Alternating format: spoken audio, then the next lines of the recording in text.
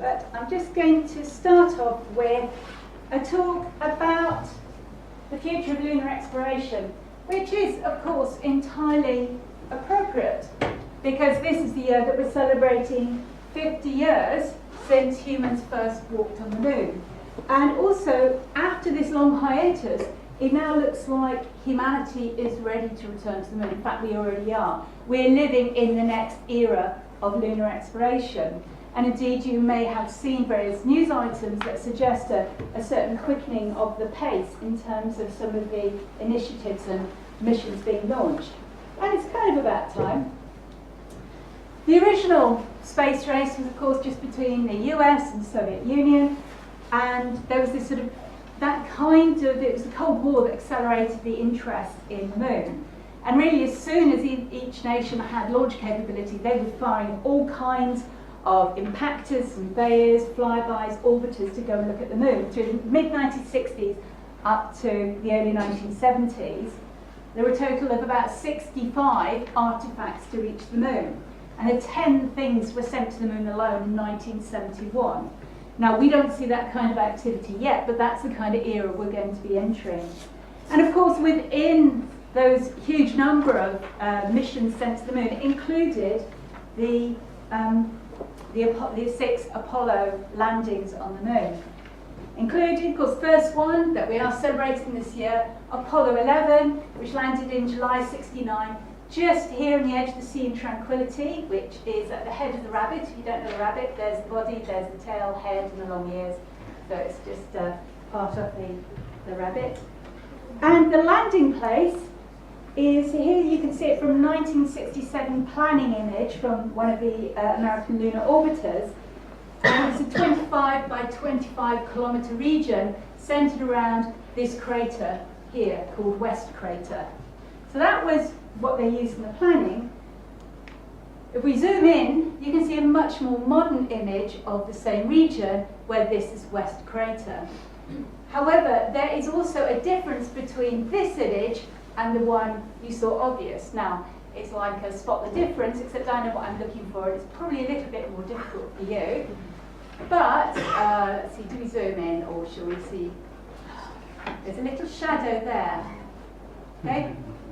And that shadow, with this useful yellow arrow that they painted on the surface, is the lunar module, the landing module from Apollo 11. And the designated surface landing area was actually close to the West Crater, and they went further across to Little West Crater. Now, this image is taken with the Lunar Reconnaissance Orbiter, which is one of these return missions to the moon that's busy mapping the surface of the moon. But one of the things it's done is also surveyed all the Apollo landing sites. And here's just a little movie that shows you a close-up of some of this area. So as the mission came in, well, actually, let's just go back. As the mission came in, the landing site was planned to be around West Crater. If any of you have seen First Man, the Neil Armstrong, the film about the moon landing Neil Armstrong, they were supposed to land on the flanks of this crater. When they flew over, they saw it was strewn with boulders and debris.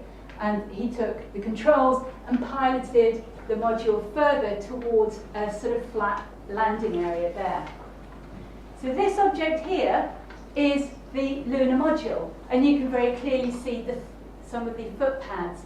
And it's dark because wherever the astronauts trod on the regolith, the soil on the surface, they changed its reflection. And so it reflects the light. So it's very dark around the base. Lots of treks out to where the TV camera is based. Down here you've got some of the science experiments they put up, including things to detect any sort of moonquakes and to measure the distance of the moon to the Earth, so to reflect lasers.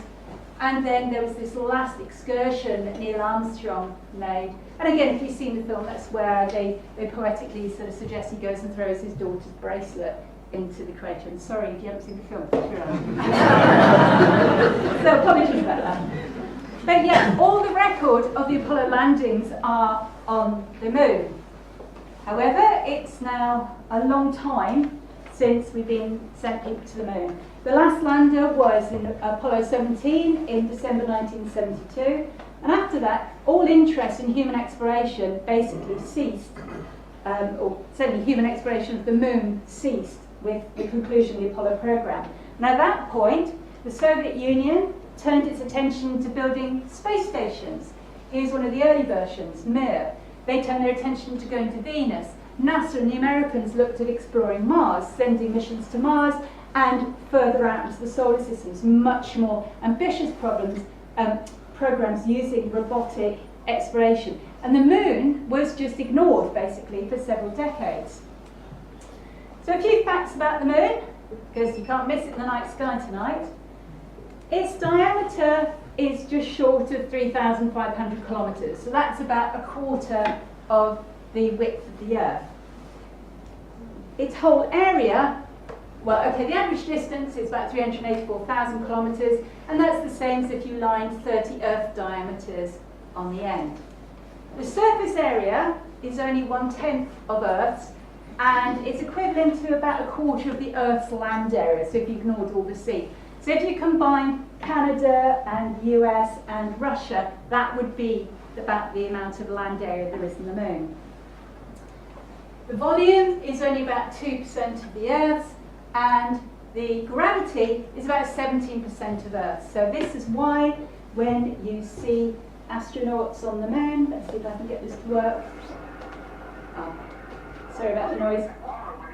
They bunny hop, because despite wearing their huge, heavy spacesuits and their air tank in the back, there's little enough gravity pulling them down. And as you can see at this point, what I'm told is as soon as you start to bunny hop down a slope of the moon, you can accelerate, and of course, accidents can happen. But the advantage, of course, of being low gravity is that you just bounce up again. How about that one? This is my favourite. Down, and it goes straight back up. So that's what it means to be in that kind of low gravity. Right. So it's not until 1990 that interest in a return to the moon started to reawaken, and it's been accelerating ever since. This little movie you see is from a Japanese mission called Kaguya, which orbited around the moon in 2007. And since this date of 1990, there have been 25 missions to the moon, over 25 missions to the moon, and this includes orbiters like this from the Japanese Space Agency, and landers and rovers. Now, this just shows you that it's not just a race between the Americans and the Russians anymore. This, for example, is the Japanese Space Agency orbiter. They plan to put a small lander called SLIM, so artist's impression, they haven't sent it yet, but that stands for Smart Lander for Investigating Moon, and it's going to land and investigate a volcanic area of the moon, and that's planned in 2020, 2021. And here, it's not so much the science, but you're still working out techniques of landing safely and doing it completely remotely. So autonomous robot landers being able to choose their landing site and land it carefully and precisely with sort of great accuracy without input from the ground. So Japan have a space program to go back to the moon. India had sent an orbiter called Chandrayaan-1 10 years ago, which mapped the surface of the moon, looking at reflectance of different colours, looking for the ice content, and what water and what form of water and where it is on the moon. So here you just have the basic topology, and this gives you an idea of where there might be ice or water embedded in the moon. So there is some water in the moon, but it's still very, very dry. It's about as dry as a desert on Earth. It's important we have water because we can make fuel, we can make air. It's nice to know where it is, and that's an important thing about sending humans perhaps back to the moon. We want to send them back where there may be these reservoirs of water. The Indians are launching Chandrayaan-2 next month. And this is not just going to be an orbiter that looks at reflectance of light on the moon, it's going to be an orbiter and a lander and a rover. And that's going to land somewhere down near the South Pole and do some on-site chemical analysis of the soil. So that's being launched, next month. The Chinese have an incredibly ambitious program of going back to the moon. First, they put missions in orbit, so there was Chang'e 1 and Chang'e 2, which were lunar orbiters, and They continue this very careful staging of their aims. Chang'e 3, this is a picture from Chang'e 3, landed on the surface in December 2013. And that was the first spacecraft to soft land rather than crash land on the surface of the moon since 1976 from one of the Soviet landers at the time. And it let out a little rover called U2, and that was the first rover on the moon since 1973. So it's been a huge gap, 40 years between the last missions like that and the current ones now. Now, the Chinese space program's been in the news just this year because Chang'e 4 landed on the moon in the first week of January. And it didn't just land on the near side of the moon, because that's where we send astronauts, that's where we send objects, because we understand the near side of the moon, we can easily communicate with it. This is what the near side of the moon looks like. This is what you'll see tonight when you go outside. The far side of the moon, the bit we never see from Earth, looks very different. It doesn't have so many of these dark seas. We call them maria. They're not really seas, they're volcanic seas. And these are caused when all this cratering, the big cratering, the very early cratering happens on the moon. It punched through the crust of the moon. The inside of the moon was still lava and molten rock, and it welled out and filled the impact basins to create these smooth basaltics or volcanic plains. We don't know why there are so many on the near side of the moon compared to the far side. So there's a big difference between the two. And we reckon most light cratering happened about 3.8, 3.9 billion years ago. The Chinese are going to land, well, they have landed, sorry, on the far side of the moon, down in this basin. This is a big impact basin. It doesn't show so well here. This is a map of the topology. So red is high, and then you go down to blue is lower.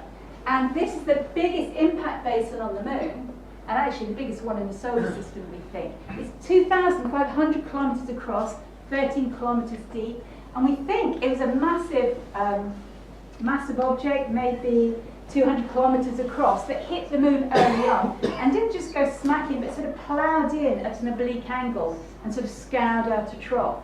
So this is very exciting. If you land there, part of the idea of the science is to study perhaps some of the history and geology around that, and that maybe will allow us to date the very early start of all the impacts on the moon much more precisely. And also try to understand the difference between the near side and the far side of the moon, about why one should be covered in the lava seas and one isn't. Of course, the problem about landing on the far side of the moon is that you cannot be in contact with your spacecraft. And the way they do this is they have a sort of satellite here that sits in a halo orbit just beyond the moon, and it can relay messages from Earth to the lander and from the lander back to Earth. But it does mean that when this was landing, there was no immediate contact. You could not operate Chang'e, you could not land Chang'e 4 on the moon by remote operation. Especially during that crucial final descent. So this is a slightly sped up movie from Chang'e 4 as it's landing. And it's having to use high precision lasers and high definition cameras to map, register and avoid hazards. So things like ditches, like the boulders, say, that Armstrong had to avoid in Apollo 11. And to choose a nice, relatively flat area for it to land. So this is a really important technique of, again, autonomous landing of missions. And there'll be some thrusters, I think, that kick in a minute. And the thing that lands, of course, this is Chang'e 4. As it lands, it then folds out its solar panels, pops up the antenna so it can talk back to Earth, and then there's a little ramp that folds down and releases U2-2, another rover. Now, if you look at the view as it comes in, there's a big crater there, 1, 2, 3. This is the view from Chang'e 4 when it landed. So this is that big crater, and you've got 1, 2, 3 is 1, 2, 3. And this is just as it landed, and then a little bit longer later, here is the rover setting off and exploring. So this is U2-2. They are looking at the geology, dating when this impact basin was created. That helps us know about the full heavy bombardment, the cratering of the moon. It will survey the mineral composition in the soil. It will understand what's made up. It's also going to do a test of low frequency radio astronomy on the far side of the moon. That's an idea I'll come back to later. And one of the more exciting things they did is they also sent a whole lot of seeds.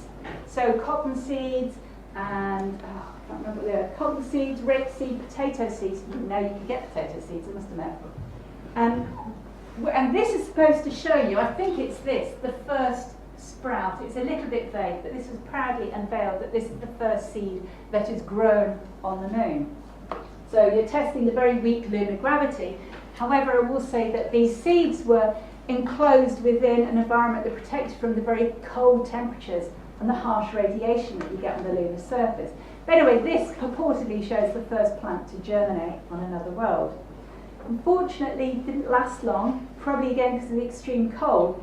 All the sprouts perished within a couple of weeks, again probably due to the cold. And the trouble is, with the moon, you have fortnight-long nights, so and the temperature can drop enormously in those times. During the night time, you have to hibernate the rover. You have to turn off all the electronics and what have you, because it's too cold for all the electronic components to operate. Okay, this is all part, as I say, of a stage mission. At the end of this year in December, the Chinese are going to send Chang'e 5 to the moon and Chang'e 6 the following year, and these are going to land and collect they're going to grab samples from the surface of the moon and put them in a capsule that then gets brought back to Earth for analysis in the lab. So the minute the only real samples we get from the moon are from the Apollo missions and any lunar meteorites that had to come our way. This is going to start bringing back new samples of the lunar surface for analysis in the lab. And the Chinese, this is all the first start of what is ultimately the idea of having a crewed lunar landing, perhaps in the 2030s, with the possibility of building a base near the South Pole eventually. So you can see it's a race between lots of missions, and it's not just, one of the developments is it is of course not just international national space agencies that are involved. There is now a whole set of private enterprise entering the space race and involved in trying to make much more cost-effective space exploration. You will remember, of course, probably one of the first of these was very famous. More recently, Israel have just sent a mission to the moon. It's a private Israeli organization called Space IL, but this was prompted by the Google X Prize. It's a prize of 30 million for the first private company to go and land a rover on the moon that was capable of traveling 500 meters. Now, that touchdown didn't happen in time for the limit, so the Google X Prize has ceased, but nonetheless it stimulated a lot of interest in private companies going to the moon. The landing is the main objective, but it will carry experiments looking at the magnetic field of the moon. Japanese Space Agency are very serious about going back to the moon. Just again in the last week there's this press release about JAXA, the Japanese Space Agency, collaborating with Toyota to design, and here's the concept of a lunar rover that it'll be pressurized, it'll be protected. The astronauts can travel up to 10,000 kilometers across the moon. They don't need to be wearing their spacesuits. They're sitting in pressurized cabins. And this will be powered by a fuel cell. So this is going to be, if this came to fruition, this could carry astronauts to explore the moon for several weeks at a time. And you may be familiar with, NASA has invited several private companies in the US to collaborate with bids to build and launch American probes as part of this bid to return to the moon. There's a SpaceX company which has already developed the Dragon spacecraft, which has successfully docked to the International Space Station, most recently carrying a dummy astronaut on board as a driver representing astronauts to the space agent. Well, they're also developing the Falcon heavy launch vehicle, so these are just artists' impressions of it in action. But this is something they really intend to start using. They already have got their first private passengers signed up to fly on a trip to the moon. Now, they won't land on the moon. It'll be about a 6-day mission where they go round the moon, but this will be the first return by people to the moon, and that's planned around 2023. Okay, and beyond that, where their intentions for astronauts and moon bases have been declared by, okay, so Europe, Russia, China, Japan, India, like the National Space Agencies. And the general timescale is astronauts perhaps late 2020s, early 2030s, followed by sending up lunar outposts. Russia planned, for example, to send cosmonauts into orbit around the moon by 2025. Here's a development of, just a concept of a lunar orbital station, so like a space station around Earth, but one that goes around the moon, perhaps after about 2030. And everybody's working towards perhaps a base on the moon, a crewed base on the moon. So the big question is, why do we want to send people back to the moon? I'm a great proponent of robotic exploration. We don't need to send people. They're expensive to send there. It's hazardous for them. Not only do you have the lack of air and water on the moon, which is kind of dire if you want to live there, the reduced gravity has enormous effects on your health. It reduces you. Without gravity to work against, you have muscle loss. You have all kinds of effects on health. Again, part of the radiation environment affects your bone density. It makes them brittle. We know this from studying the effects of long stays in the space station from astronauts. There's no atmosphere in the moon, no magnetic field. You're exposed to intense radiation from the sun that can cause cancers, that can damage you. The moon dust itself, there's no weathering, there's no wind, water on the moon. It's sharp, it's possibly toxic, it could interfere with electronic components. So just your basic survival of humans on the moon is quite difficult. And it's clear that the exploration at first will be entirely robotic. So a lot of the motivation for going back to the moon is scientific knowledge that can be gained. Now, the geology of the moon is well preserved, because you don't have any weathering. Anything that's hit the moon is left a crater. So you have a pristine impact history of the moon. That tells us something about the history of the inner solar system and when this peppering from asteroids and bits of junk rock happened. And indeed, let's see. Okay, so every crater on the moon comes from one of these lumps of space rock. And indeed, the whole Earth-Moon system is thought to have formed together. We're going to get an idea of how important the moon perhaps was in forming an Earth. What does that tell us about potential habitable planets in the right zone around their stars? How unique is this Earth-Moon system and what are the implications? That means we need to know a lot more about the history of the moon. And also, if you collect rocks from the surface, they could well contain lumps of Earth that were jettisoned perhaps by early meteorites hitting the surface of the Earth. A really big blast would send bits of rock into space that may later land on the moon. So it's possible that from the moon we may get samples of Earth from about 4 billion years ago. And how exciting would that be? Because we don't know what Earth was like 4 billion years ago, because it's all got, we've all had geological activity and weathering, and everything's changed since the early Earth. But the moon could preserve that kind of record. So the science of the moon, the science from the moon, this is on Earth, okay, so that's not really what we're doing, but you have beautiful long dark nights for long observations. You don't have light pollution on the far side of the moon. There are very serious ideas. I told you the Chinese are looking at testing some radio astronomy on the far side of the moon. Very serious ideas that you could bulldoze a crater, build a big radio dish. You don't have any of the radio interference because you're in the sort of shadow of the moon on the far side. You don't have all the radio signals you have on Earth. And again, it's just an artist's impression with perhaps a big radio telescope in the background, which could be operated almost remotely. And it's also an ideal place for keeping an eye on our local neighbourhood, potentially Earth-crossing asteroids that could potentially, present a hazard to us in the future. The science on the moon, okay, fanciful interpretation, especially given that Chinese one leaf sprouting from the seed. But we need to understand the stability of biological and organic systems under hostile conditions. So you look at the radiation, the temperature, the low gravity. There's also the possibility that low gravity may be good for manufacturing, for engineering. And that brings us the idea of perhaps opening up the surface of the moon to potentially industrial or commercial opportunities. You have lots of solar power.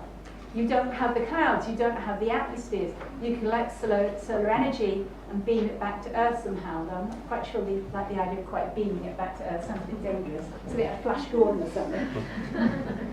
But in particular, so the Chinese mission, one of their objectives is to, again, artist's impression, you have the possibility that on the surface of the moon, deep, perhaps about a metre deep in the lunar soil, is something called helium-3, which is a non-radioactive isotope of helium, which could provide very efficient and in particular non-radioactive nuclear fusion power. And some people are very excited about the possibility of actually being able to mine the moon for this source, for very cheap and non-invasive power on the Earth.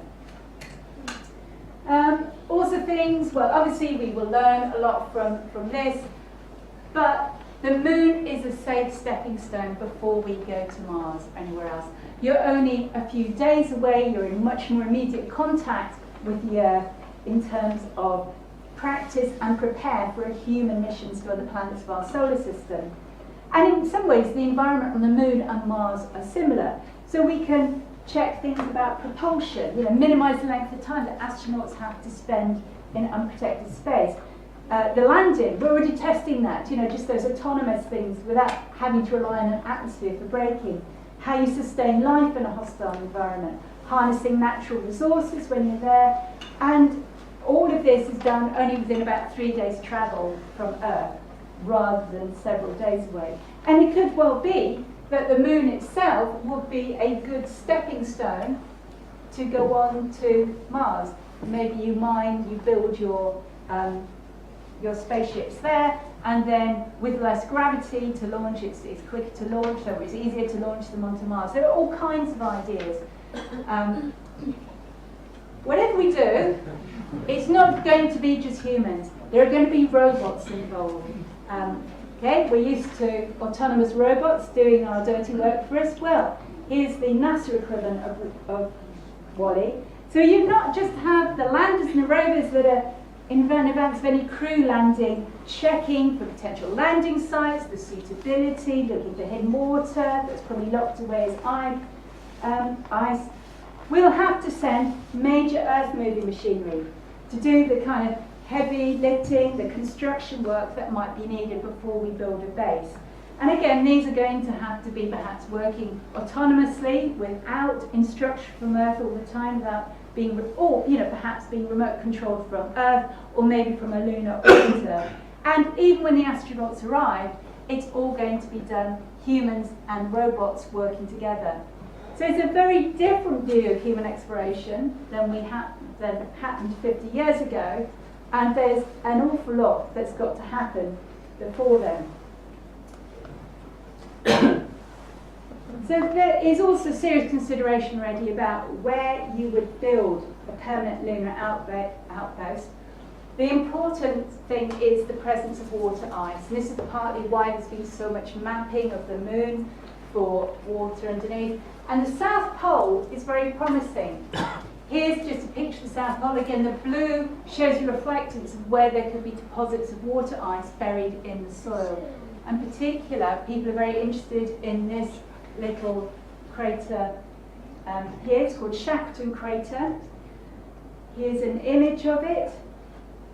It's a nice spot. You're right down where you have the rim of the crater is in sunshine for about 80% of the day. So it's very nice for you could line up all your solar panels along the edge.